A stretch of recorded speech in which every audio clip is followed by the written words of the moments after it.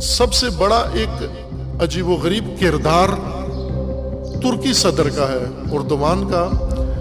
ان کے باقاعدہ اسرائیل سے تعلقات ہیں۔ جس دن اسرائیل وجود میں آیا اس دن دو اسلامی ملکوں نے اس سے اسی دن رابطہ قائم کر لیا تھا، ایک ایران کے شہنشاہ نے اور ایک ترکی حکومت نے، اسی دن سے رابطہ تھا۔ انقلاب آ گیا 1979 میں، اس کے بعد ایران کا رابطہ ختم ہو گیا اور وہ تعلق دشمنی میں بدل گیا اسرائیل کے ساتھ، اور ترکی کا رابطہ اس وقت سے دوستی کا ابھی تک مسلسل 70-72 سال سے چلا آ رہا ہے، اس میں وقفہ نہیں آیا۔ اور موجودہ حکومت کے جو معاہدے ہیں اسرائیل کے ساتھ، عسکری معاہدے، فوجی معاہدے، تجارتی معاہدے، وہ سب سے زیادہ ہیں۔ تجارتی ان کی شراکت آپس میں دوسروں سے زیادہ ہے، لیکن روزانہ مذمتی بیان اسرائیل کے خلاف دیتے ہیں۔ وہ اسرائیل سے تعلقات کیوں نہیں توڑتے؟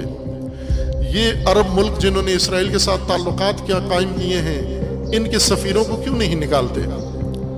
یہ مطالبہ کیوں نہیں کرتے کہ ان کے ساتھ یہ جرم میں برابر کے شریک ہیں؟ تمام ظلم جو فلسطین کی سرزمین پر ہو رہا ہے وہ مسلمان حکمرانوں کی شراکت سے ہو رہا ہے، یہ اس جرم میں برابر کے شریک ہیں۔ اب یہاں بیٹھ کر اگر فقط فلسطین کی مذمت کسی پریس ریلیز میں، کانفرنس میں یا کسی ریلی میں کر دی جائے، یہ مسئلے کا حل نہیں ہے۔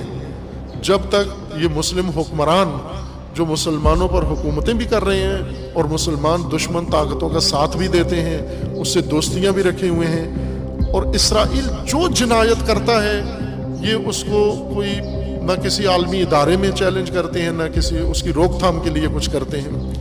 ابھی موجودہ فلسطین کے لیے پاکستان کے جتنے موجودہ حکومت کی کابینہ کے لوگ ہیں، وزراء ہیں، اور دوسرے سارے روز یہ کہہ رہے ہیں OIC کچھ کرے، OIC کچھ کرے۔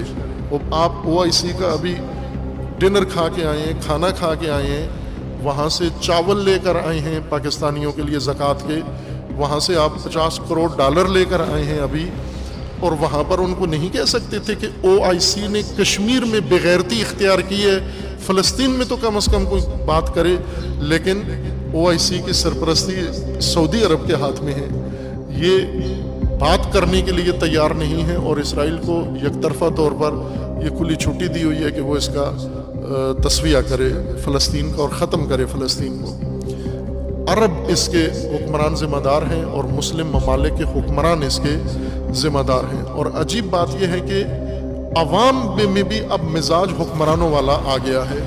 عوام بھی پہلے شدید نفرت کرتے تھے اس سارے عمل سے، لیکن اب جس طرح حکمران کرتے ہیں اسی طرح ہمارے عوام بھی کرتے ہیں۔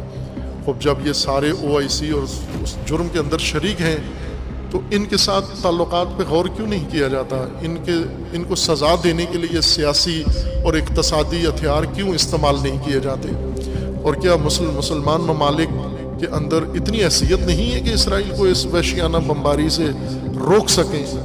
آفرین ہو ان فلسطینیوں پر کہ اس ظلم کے سائے میں بھی استقامت و مقاومت جاری ہے، اور اپنی حد تک وہ اس کا بھرپور جواب دے رہے ہیں، بلکہ ایسا جواب دے رہے ہیں کہ اب یہ علامتیں ظاہر ہو چکی ہیں کہ اسرائیل نے جو اپنی حفاظت کے لیے ایک افسانوی دفاعی نظام کہا ہوا تھا، وہ انہوں نے اس کو توڑ کے پاش پاش کر دیا اور ساری دنیا